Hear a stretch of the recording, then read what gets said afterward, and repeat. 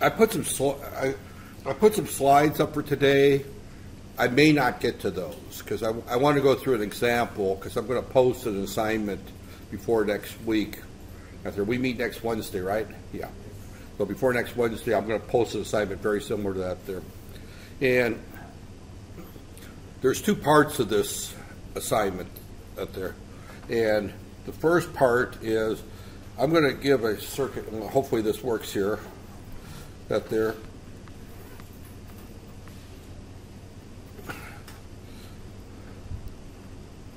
Right here.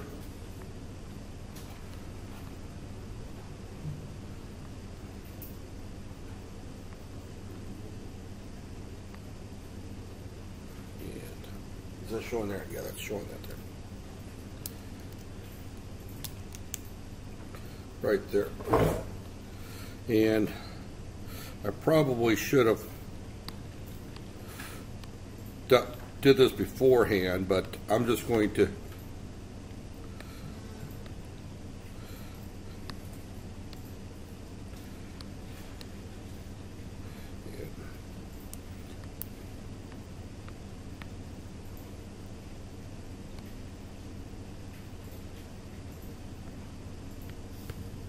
right here. And I'm just going to make up some numbers, and the result may not make any sense simply because I'm making up these numbers. But I'm going to say that this is 30 microfarad, this is 200 microhenry, this is 500 ohms right here. 500 ohms, this is 120 ohms, this is 300 ohms, this is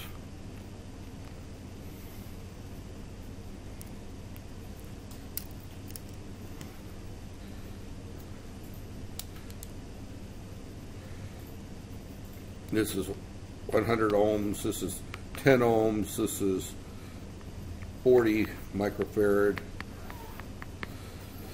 This I'm going to basically say is going to be 220 volts right there at 0 degrees phase. This is 220 volts at 45 degrees phase shift. In other words, there's a phase shift between these two sources. This is 20, or we'll say 200 microhenry, and this is 10 ohms right there. So this is a relatively straightforward, what did I say, 300 microhenry right there, circuit that there. And we can write our three equations right there. Right there. And I'm just going to give some designations to each of these parts. I'm going to call this V1, R1, L1, R2, R3, L2, or no, yeah, this is R4, C1, V2,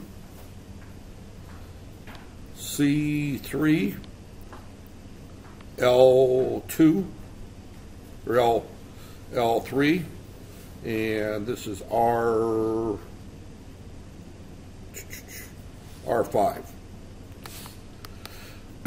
Right there.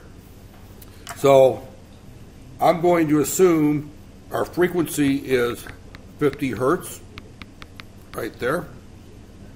And again, I made up these component numbers, so it may not make any sense that they're all. What I'll probably do when I give the actual assignment next week is I will work backwards. In other words, I would calculate the impedances that I wanted that there. And really what this assignment basically will cover is you're going to solve this problem in terms of the currents in each of the branches right there. So again, this is loop 1, 2, and 3 right there. And the way that we're going to do this is using MATLAB.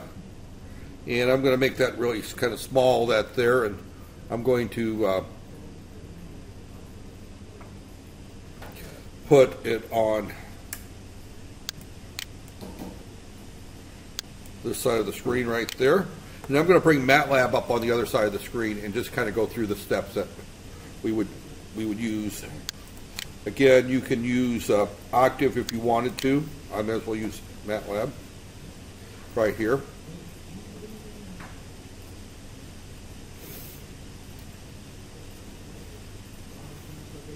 And I'm going to do this using an M file, simply that because I don't want to. Right there. So again, I've basically placed, the circuit on the one side and MATLAB on the other side. Right there. And I'm going to go through here and close this, and I'm going to create a new script right here. And the first thing I'm going to do is just put in all my component values right there. So our frequency is equal to 50 right there. V1 is equal to, again, what you have to do here is you have to calculate it. That V1 is at 45 degrees, and 45 degrees is what, pi over 4, right? Right there. So it's going to be equal to 220 times, and I'm just going to say the cosine pi over 4, right there, plus I times the sine of pi over 4, right there. And I forgot a parentheses here, right there. So, and I'm going to just hit the enter key. Actually, what I'm going to do is I'm going to just simply copy this, and see, that then shows me what my two values are, right? Or what my values are. That's 155.56 plus J 155.56. So, and 45 degrees, you would expect the real and the imaginary part to be equal. So this calculates, this puts that into, rectangular form. Even though I showed it on the drawing in polar form, MATLAB requires that in that there. V2 is equal to 220. You don't have to worry about an imaginary part there. And as you can see, I'm just going through and I'm entering them all, and I'm going to just go through and do them all here. R is, and I'm going to hit the caps lock. R1 is equal to 10, and you probably should just go ahead and put semicolons at the end of each line. Otherwise, when you run this, you'll see all this data pop up, but again, you might want to see it as it runs at there. I'll go ahead at there. L1 is equal to 200 E negative 3.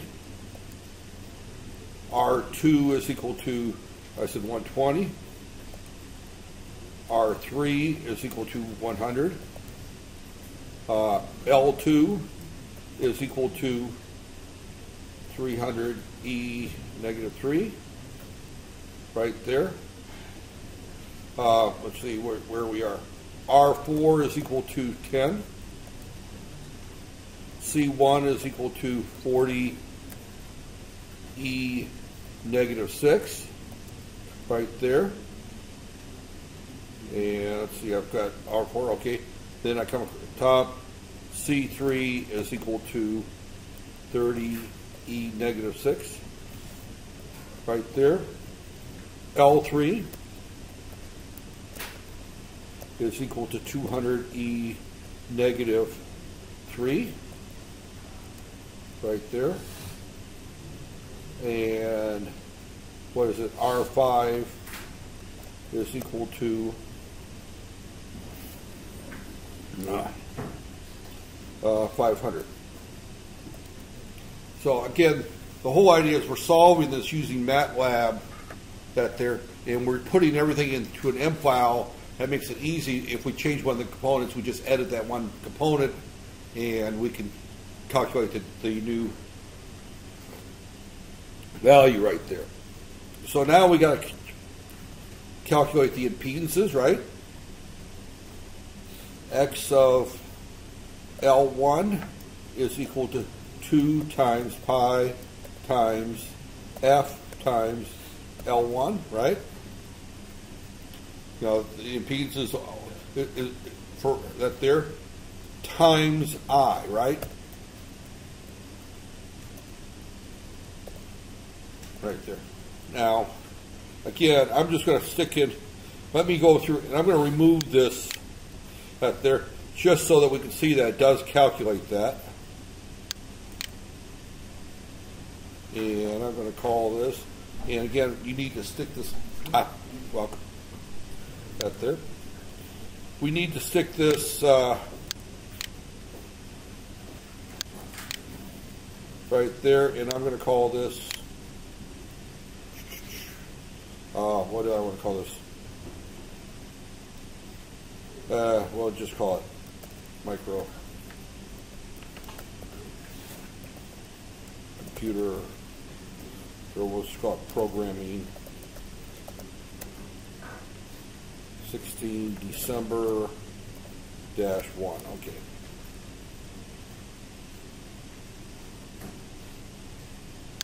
And it doesn't like that name.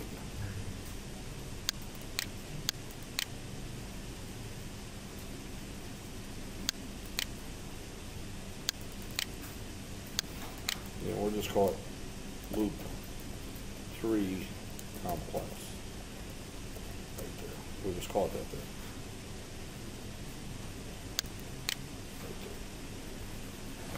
And it says it doesn't like the line C3.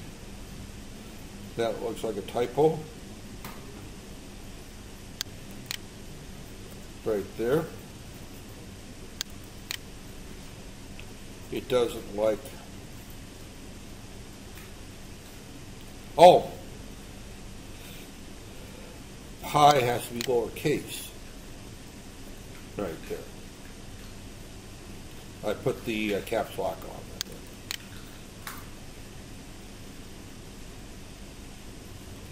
And F is, I hit the caps lock on, and then, okay, this just simply tells me that it calculated X of L correctly right there. So, and now we repeat this for all of our components right there.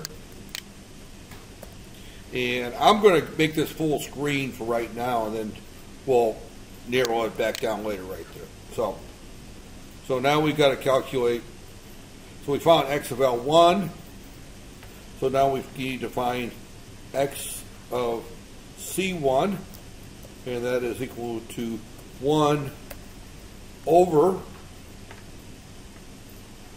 2 times pi times F times C1,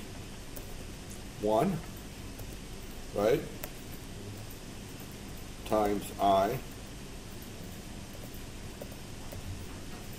right there,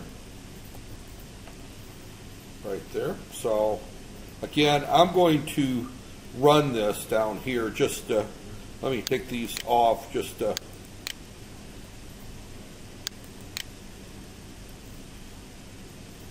right there. And when I run that right there, we can see that we got a positive value on the complex for the inductor, a negative value for that there. Now I could write a function called XL and just pass it the frequency at there. It's easier in this case to just go ahead and put in the values right there. So then we repeat this for all the other components right there. Right there. So we need XL2 is equal to 2 times pi times F times L2. L2. Did I have a C3? Did I have a C2 here? Here's my C2. It's right up there. I did put it in there. 30 microfarads.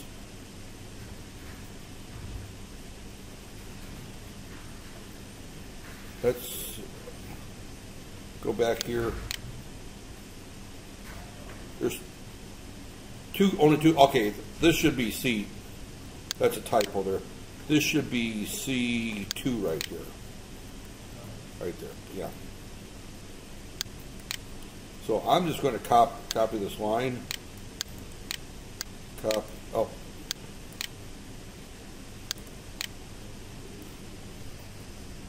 And what happened there? This.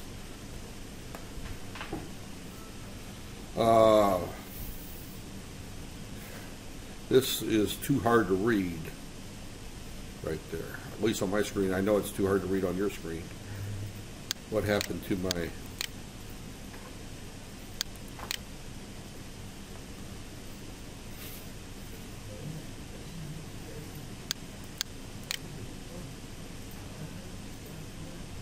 Oh, yeah, that ain't going to help me that there. Display.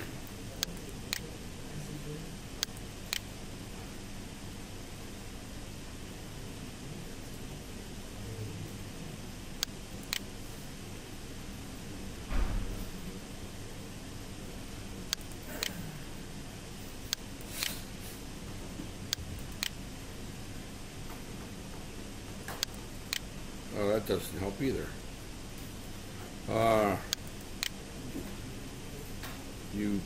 View plots. What in the world happened here to my...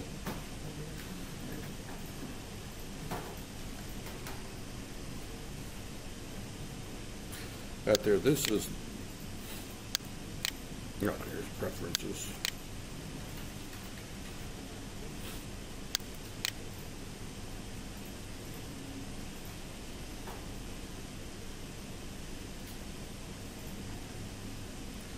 Okay, this is not going to command history, command window, display fonts. Right there.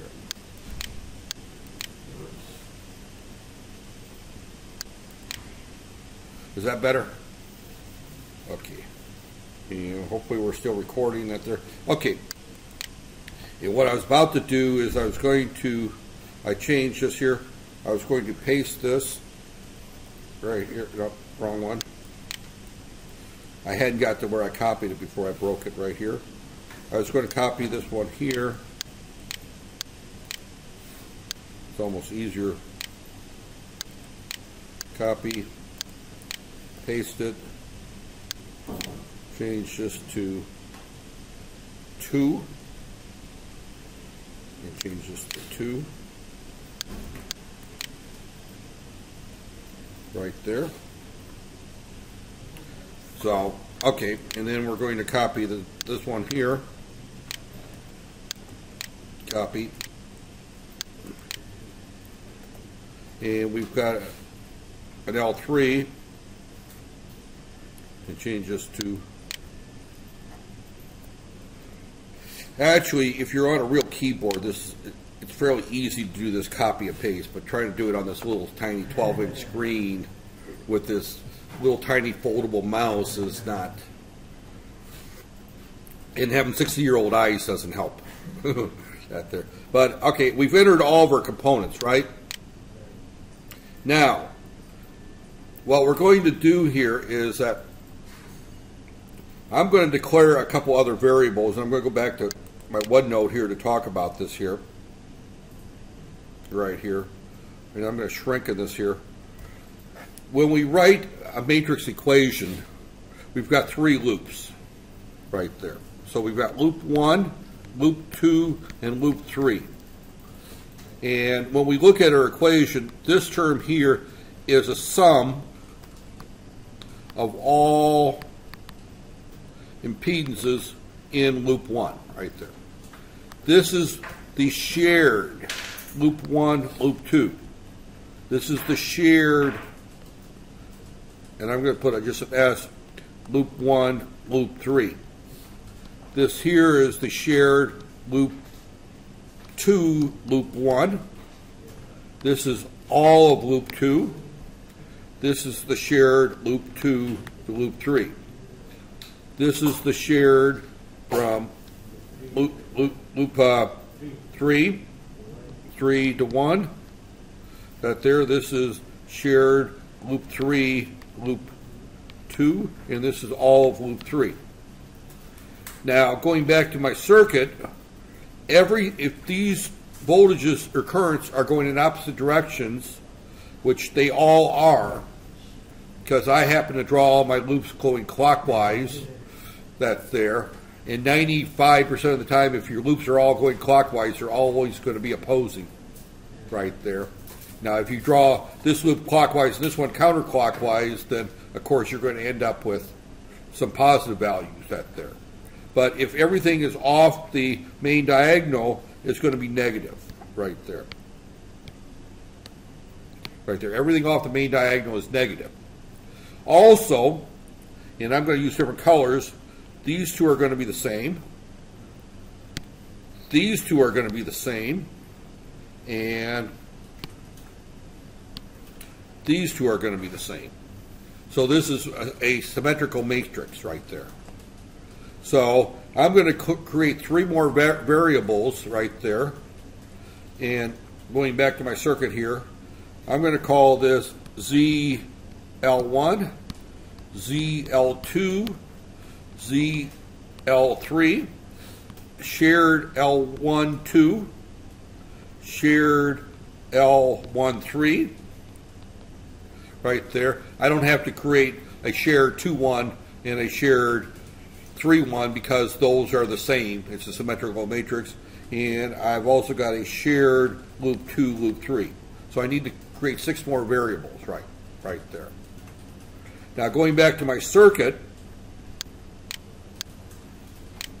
right here, we can see that we can write from our circuit these various variables looking at there, and just go ahead and put in R1, R2, R3, R5, XL1, XL2, XL3, XC1, XC2. In other words, we just put in and we just do that straight from our drawing right there.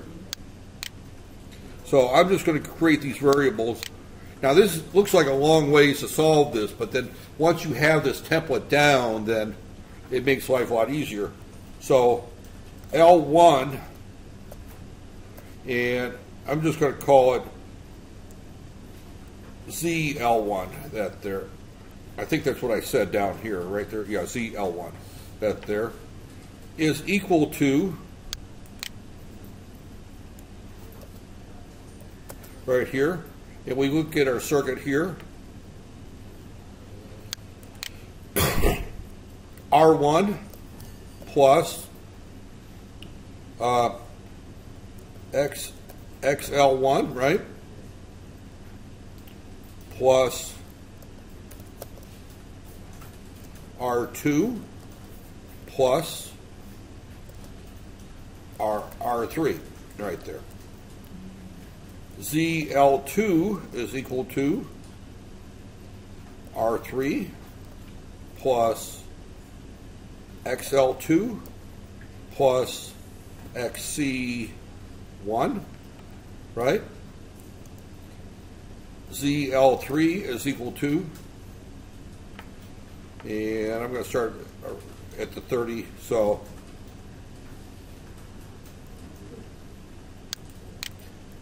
XC2 plus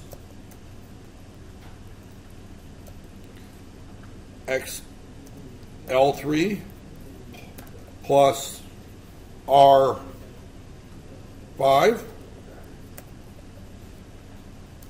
plus XL2 plus R2, right there. So I just write those down from the circuit that there. Now again, this is the way you actually would solve it by hand if you were doing this on a homework assignment or a test, because you're showing every step of the way. And there are probably some shortcuts for this, but right there. So then shared between loop 1 and loop 2, so shared, what did I call it? Share 1, 2? 1, 2 is equal to, in this particular case, it's only 100, right? Is shared. Shared between 2, 3, and let's see, my variables, 1, 3, oh, I put in 1, all right, I need to do 1, 3 again first. 1, 3 is 120, right there. And actually, I shouldn't put in 100 here. I should put in R3, that there. In here, I should put in R2, right there. Don't put in the values like I started to do. Put down the, that there, because that kind of defeats the purpose of putting all the components at the top, right there. And then we need shared 2, 3, and 2 shared between 2 and 3 is XL2, right there. And I think that's all I have to have. 1, 2, 2, 2, 2, yeah, 3, right there. So now we're ready to put our matrix in. So our matrix is going to be here, and I'm just going to call this Z is equal to bracket right here, and ZL1 space, or a comma, you can put a comma in there if you want, shared minus shared 1, 2, comma, minus shared 1, 3, colon. Now the commas denote which column you're in. As soon as I put a colon in, that changes it to the next row, right there. So then we're going to put in minus shared 1, 2, space, L2, ZL2, space, minus shared 2, 3, colon.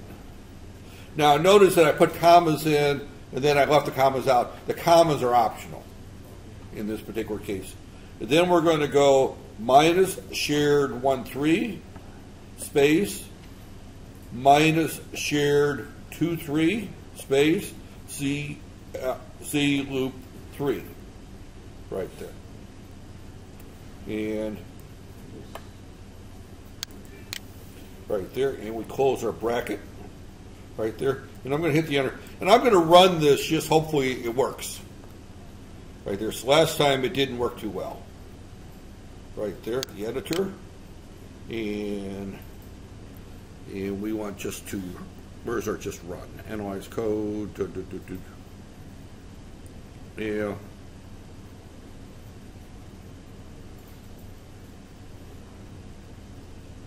Run in time. Yeah, we don't want that.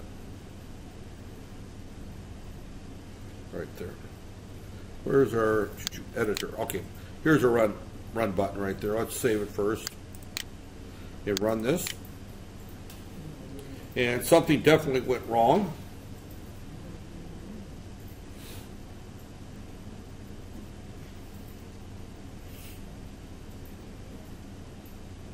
What went wrong here? I'm going to pull out the semicolons just simply because I want to see the values right here.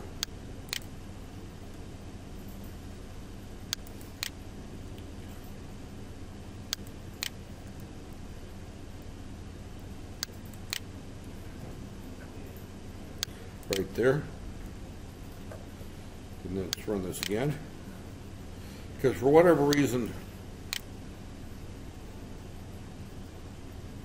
XL1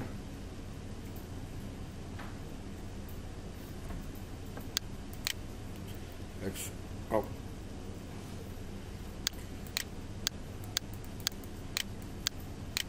For some reason this is giving me a lot there.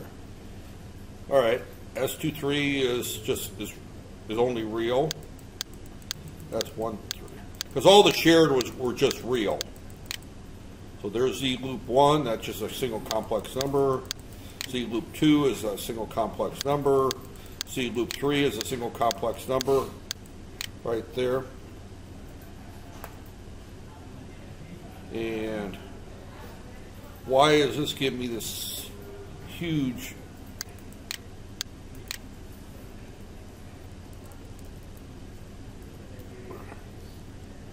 right there? These numbers look okay, so I'm going to go ahead and put my semicolons at the end of each one of these again.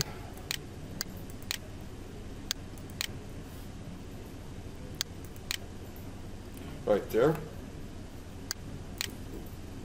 And why does this give me 26 columns? Right there.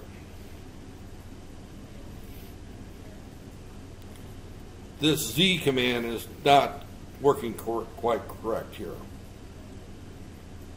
And yeah, let me look at my slides, make sure I'm doing something right here.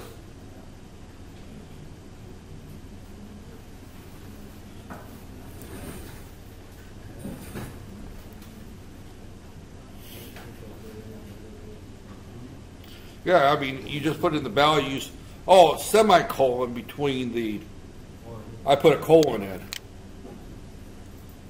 All right. Same stupid mistake I made last time. I'm putting colons in instead of semicolons. Right there.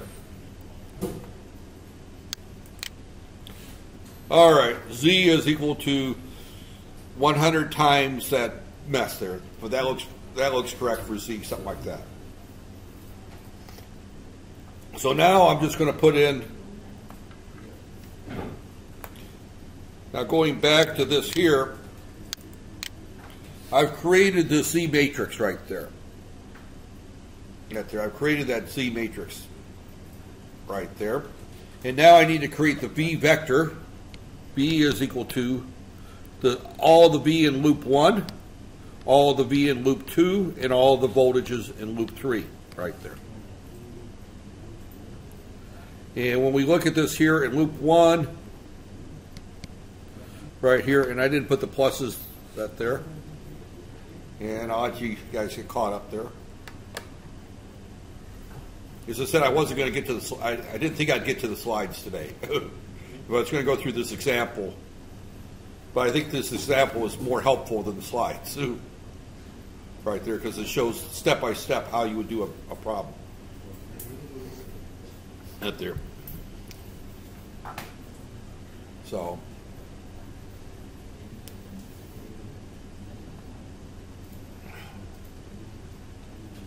and hopefully this recording turns out okay, because I changed the screen resolution mid-recording. It may very well mucked up the recording, but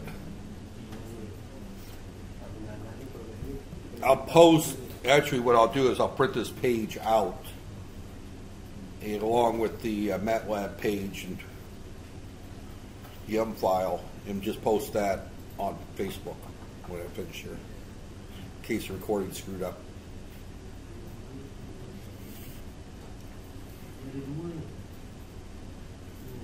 Actually, you probably want the MATLAB file, that way you can just edit that for the assignment. Okay, are you guys okay there? All right, I'm just gonna kind of finish this up here. I'm almost done. Up there. So now, when we look at this here in loop 1, when you do this, you use the value that in which it comes. So this simply becomes V1 0 or minus V2 and 0 right there. Right there, and that comes from looking at the circuit. I'm leaving with a positive. Right there, so it becomes a positive. That's V1. Here I'm leaving it going out the negative, so it becomes a negative right there. So going back to my at there, I'm going to go ahead and put in here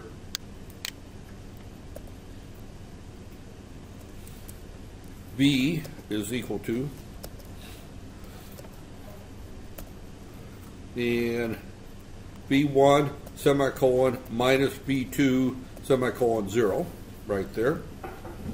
And I'm going to go ahead and take out that parentheses and just run this again. And you see there's my V's, right? My V right there. And above that is my Z. And then it goes back to my current I, which I'm going to leave capital, is equal to, right there, Z raised to the -1 times V, right there. And right there. And there's my 3 currents right there. Right there. And that's the answer you're looking for. And the next step of this would be is to stick the circuit into electronic workbench and verify that you get the same results.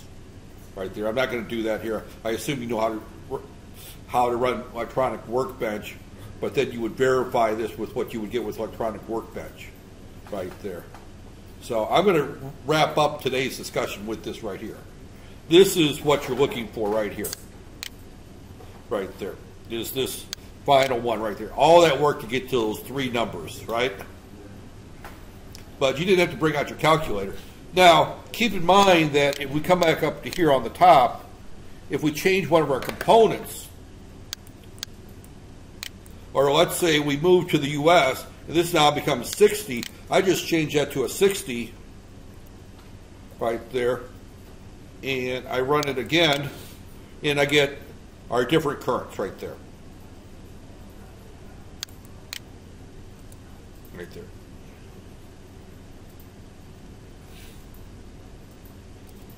Right there. I get, so let me put a couple semicolons in here. Right here. And here. Right here. I run this. That's my current. It's at 60 hertz. I put the same circuit into Malaysia at 50 hertz. I run it again. And now I've got, you can see that my currents are different because I changed that there. And I don't have to go through all the calculations over again. You know, that's what this saves, is the fact that there is that you can up there. So look for, between now and next Wednesday, something to pop up on Facebook and e-learning where I will give you a circuit and you will be at there. Keep in mind that the assignment is going to require that you also run it in electronic workbench or PSpice at there.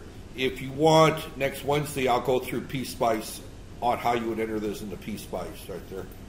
Yeah, at there. Actually, with only, no, I'm not going to do that today. I think I've covered enough at there. You know, this is a pretty, but again, you look at this M file that there.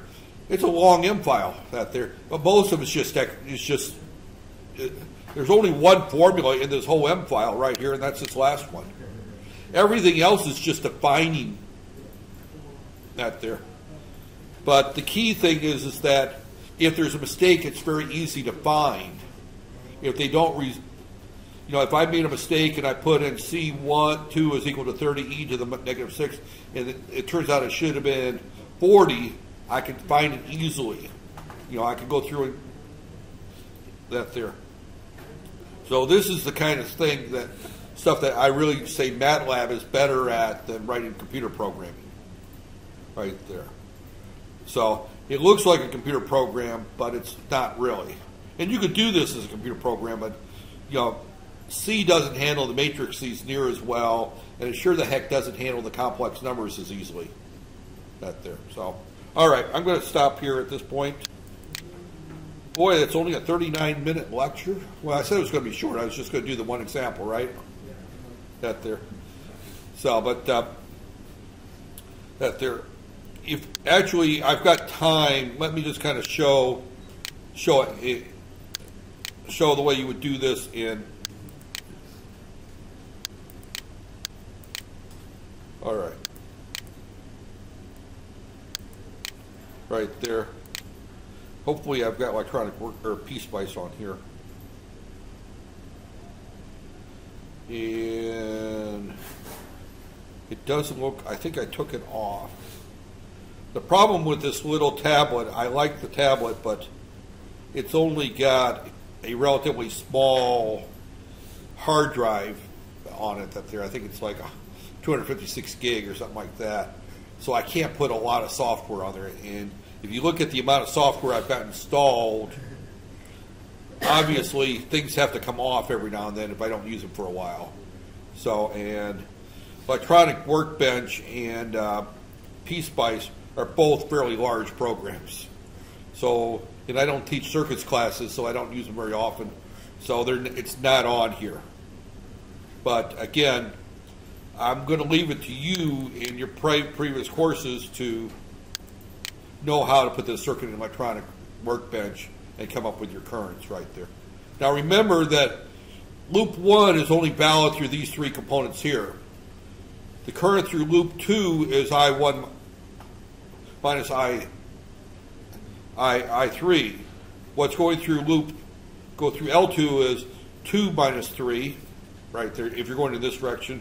Going down through here, this is loop 1 minus loop 2 right there. So that there. So if I was to ask you in particular, what is the current going through R3, you would have to take the second loop 1 and minus loop 2 right there. And the way you would do that, and I keep saying I'm going to quit here, but I can say here that R3 is equal to, and I'm going to say I1 minus I2 right there. And if I run that, you see it gives it to me directly right there. Right there. Because I is a vector an array of 3 with I1, I2, and I3. So I can also go back here to my drawing, and I can say R2 is R2 is equal to I1 minus I3 right there.